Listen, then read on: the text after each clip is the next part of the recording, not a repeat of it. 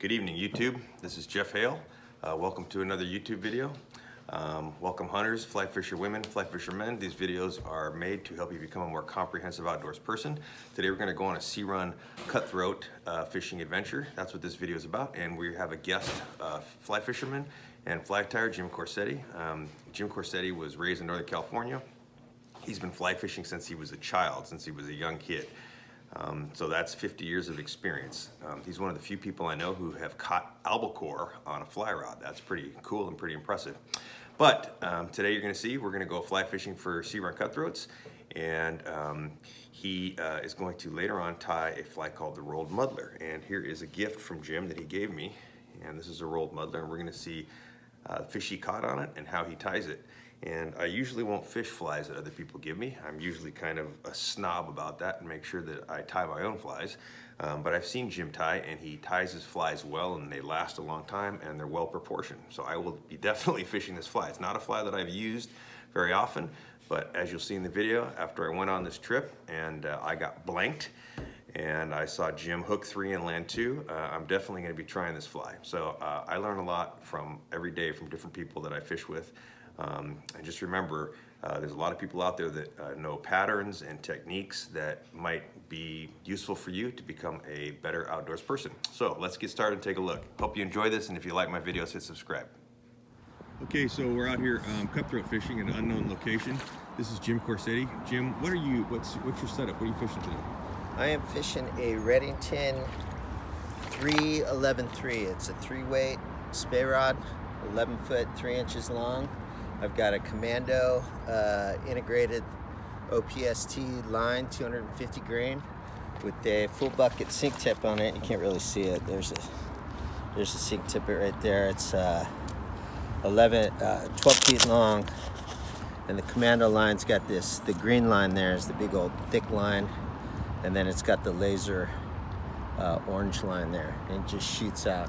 Tell me about this fly that you tie all the time. I got a Rolled Muddler on there. Okay, which is just it's kind of caught up in the Would you say this there. is your favorite steelhead fly, or not steelhead fly, but Searun cutthroat fly? Because it seems like this is always It's the definitely very first one you tie on. Yeah, it definitely is. It's definitely one of them.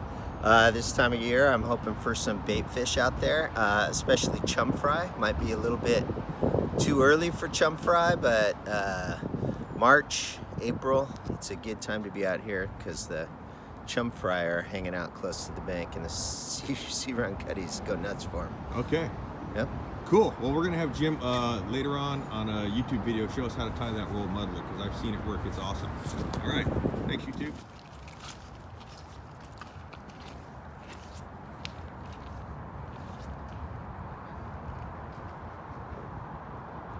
There we go. We got that out of there. There's a nice, Beautiful fish. yeah. Sea lice on it? Yeah, there is. Yep, there is. I guess there's probably some fry in the water because I'm just using Jim has hooked probably 3 in the last 10 minutes. Hi, YouTube. Jim Corsetti here. I'm on Jeff Hale's channel. Jeff and I fish quite a bit, and he asked me to tie up a Rolled Muddler for you tonight. If you look up this is my variation of a Rolled Muddler. If you go online and look up a Rolled Muddler, you're going to see a different fly. This one has a bead head, kind of a spun, built deer hair head there, which kind of imitates a sculpin. I've got the hackle tip. I like the barred hackle tip wings just because of the colors those give. I've got some flash under here. I've got a very sparse deer hair tail, and I have a pearl braid body on there, which I like. Notice the bottom of that fly is completely open. I like that. I like to keep it open. It gives it that bait fish look. And this fly in the water, it doesn't look like much, especially in the salt water with a colorful rocky bottom or oyster shell bottom. But what's really visible is a flash on that body. And these wings, super thin, but they wiggle back and forth like that. You could see that. And then just kind of a thick head. It's just such a good bait fish pattern. It's been around for years. I did not make it. Look up Rolled Muddler. You'll see different variations of it. Great fly. We're gonna start building it. All right, the first thing I'm gonna do is take a number 4 saltwater stainless Daiichi hook. It has a straight eye on it. I like that. What is it? It's a 2546 Daiichi saltwater stainless. And the first thing I'm gonna do is I'm gonna take my little pliers here and I'm gonna bend down that barb. 2 reasons.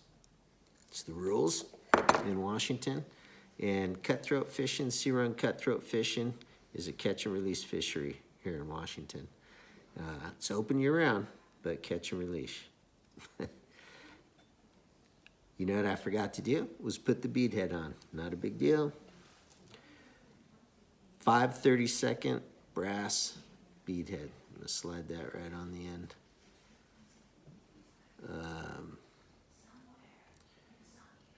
Easier said than done. All right. There we go. Now when you fish this fly, you can use a floating line. And if you use a floating line, use at least a 9-foot leader. And then once you cast it out there, let it sink. You can count, but wait. You can sing a song. You can look around at the eagles flying over. Do whatever you like, but count for a while. Let it sink, and then start your strip retrieve. So put my thread all the way back to about the farthest point. I'm going to go a little bit further than that actually in building this tail. Just a little bit of deer hair for the tail. Just going to pull it off. Just a small clump. I'm not going to worry about using a hair stacker. The tips don't really need to be even on this. Again, it's actually a sparse fly. Most of the flies I fish for Searun cuts are pretty sparse. Don't know why, but they seem to like it that way. A couple of the longer fibers will pull out, but that's looking good. I'm gonna extend it. Oh gosh, only about 1/2 inch beyond the end of the hook. I'm gonna use light wraps to get it in place, to keep it from spinning around the hook, the whole clump of it rolling around the hook rather. Because if I just start cinching it down, the ends are gonna splay up. That's what deer hair does. You can see how the tag end here I'm gonna cut off splays up as soon as I applied some pressure to it. So you want to lay it down. Doesn't have to lay down perfect. It can splay up a little bit, as you see mine does.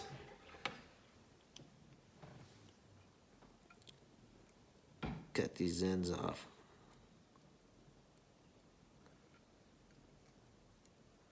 Without cutting my thread.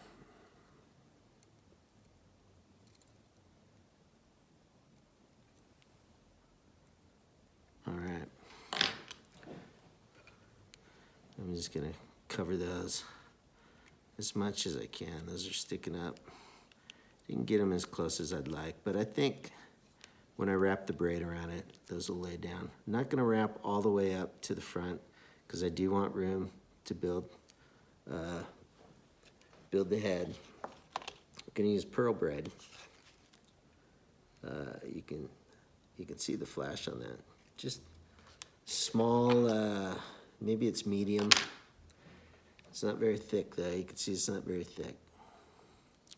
This is such a great saltwater material. I think the pearl body, it's not the only fly that I use in the salt with the pearl body. And I'm gonna wrap it back. And I don't wanna get too tight because I'm still gonna pull on those deer fibers when I get down there, so I don't want the tail to stand up too much.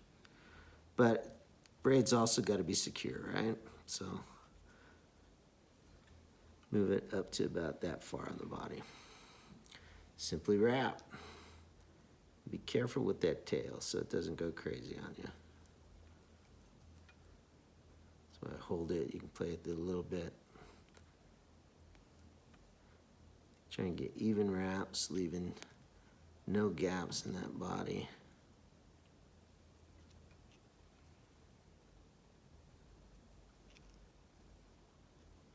See how much room I have. That's good. Tie that off right there.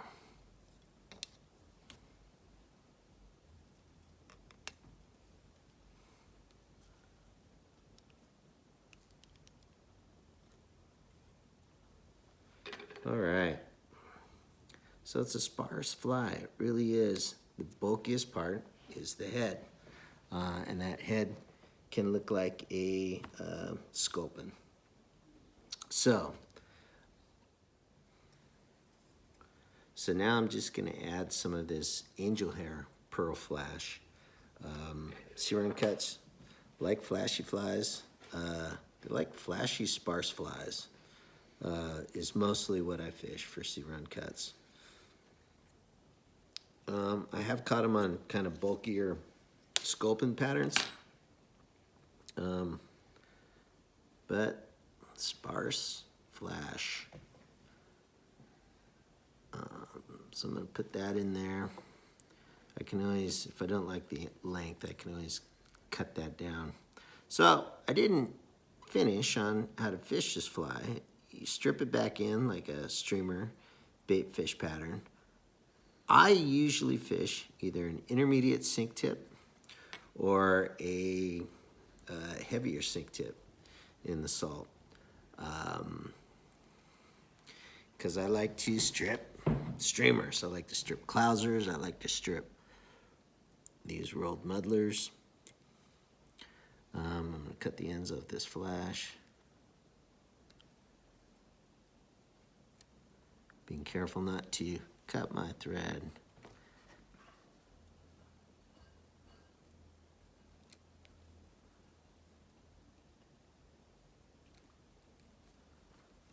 All right, I'm just going to take some rolls up here. Not leave myself a lot of room to build that head. A little bit concerned, but I'm going to make it work. Jeff Hale always says we don't tie flies, we build flies. It's about time I whip out a little bit of head cement there, top and the bottom. That'll soak in nicely. And now it's time for the hackle tips. Again, I like these barred hackles. This one is kind of a dyed barred hackle. And I want it to extend, it looks like an inch and a quarter beyond the end of the fly. I don't like my flies going too long without a trailer hook on them, right? Because I think a lot of times the fish are attacking this from in back of it, and sometimes they can just nip the end of the fly and leave you high and dry. You feel that, you set the hook, and there's nothing there. That's why we use trailer hooks on bigger flies. So this one I don't want to extend too long. I lightly tied that in on the side away from me. I'm going to take another hackle tip. I'm going to lightly tie it in. I want it to stay. I don't want it to move around. Then I'm going to play with it a little bit more before I cinch it down. But this I want to make sure is about the same length. And it will be. I strip some hackle fibers away from the bottom of it so it exposes some tip.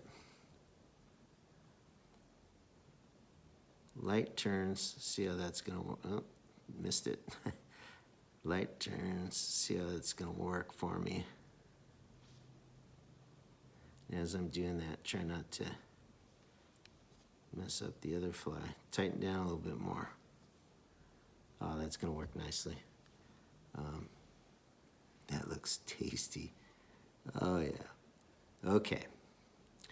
It's looking good. I'm gonna apply some more. I think I need, there we go. Couldn't remember just quite how tight I tightened those down, so I went back and made a few tighter wraps. Hackle can pull out, hackle tips can pull out, hence time to build the fly. We have one more step, and that's to build a deer hair head. It's not really spinning. It's more building than it is spinning deer hair. And I do it piece by piece. I take small clumps. Okay, I'm not gonna be cutting off the long hairs up here, pinching them down at the base and using the whole thing. Why? Because it's less to cut. Also, it's less to cut off when I end up cutting to form the head of the fly. Also, I've got all these stubs down here that are gonna work just fine because it's a sparse fly, small deer hair head. So I cut off just little clumps. I am gonna pull them out, pull the longer ones out while pinching, but just a little clump. And you can see just by applying some pressure that the ends already stand up. I lay it kind of across the fly and try to get my thread right in the middle of it. And tighten as I turn, and it spins. But again, it's more, I'm not using the rotary to spin it. I'm not doing anything other than really building it.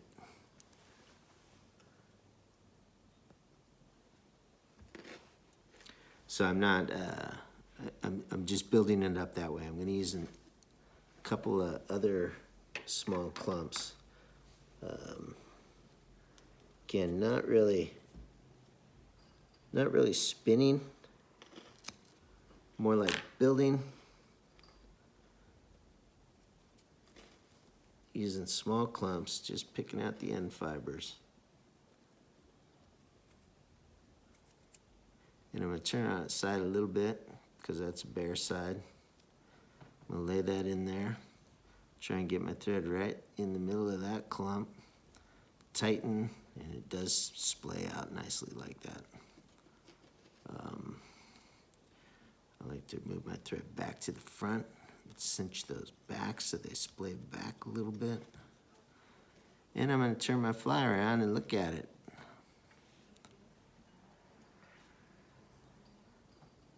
I think I'm gonna put just a tiny clump right there. Not much, just to kinda, just so I have a small head, but it's a full head. It's not gappy. You don't want no gappy headed fly. So we're gonna do that.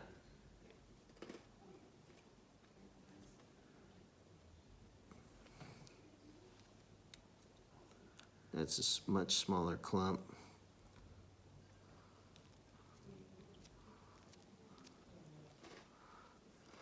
We're in business. Yes. I'm gonna move it to the front.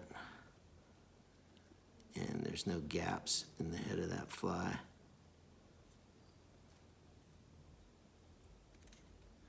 I'm putting down some pretty tight wraps right in the back of that bead. And we're gonna whip finish. I like to do two sets of 3 turns. I do use the bobbin tool, which is just a straight tool. I've had it for years. And it's because as you move this in, you can kind of play the thread around. And there is a deer hair there. I want to get it under. And you can manipulate your fly. Bigger flies, I'll just go in with the fingers. Not a big deal. Here we go. 3 more.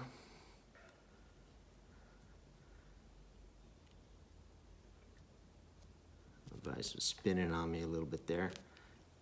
Stick the bobbin tool in there, going for the kill. Yeah. Now, we do need to trim up this head, otherwise that's a done fly. Looks a little bit bushy on the video there, and we're gonna slim that down.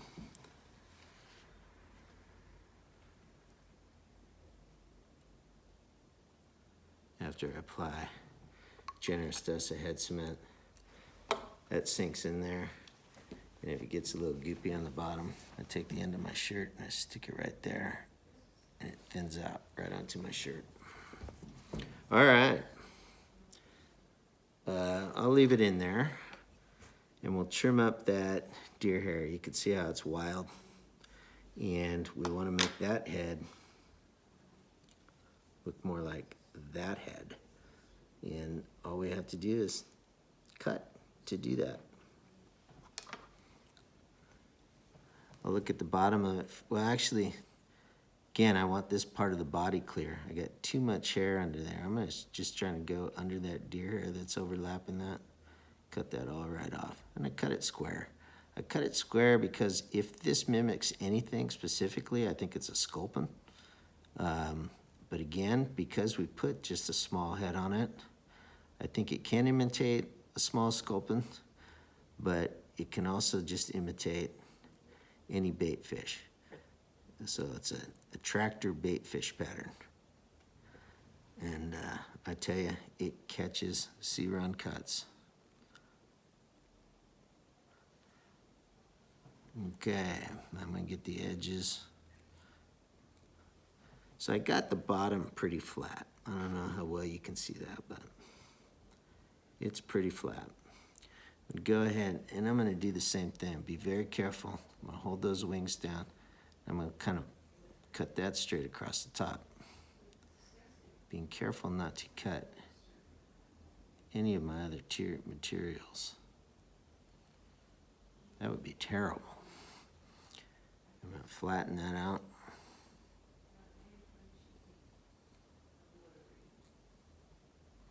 Give it a good little haircut. Blow on it there to get some fibers off.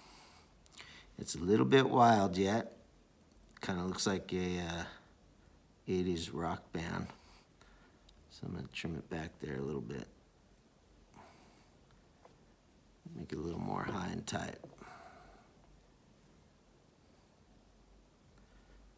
That's not bad. You could, so here's the deal with this fly too. I can leave it a little bit bulkier than this other one, and there's nothing wrong with that. And I can always trim it down whenever I want, but notice how the bottom of that is clear. That's all clear. That's pretty typical of bait fish patterns, and that's what I like. It's got that nice head that you can see. It's got the bead. You can fish it on an intermediate line, sink tip, or floating line. Very effective. Searun cutthroat fly. You'll even catch some resident coho on it here in the Puget Sound and Hood Canal area.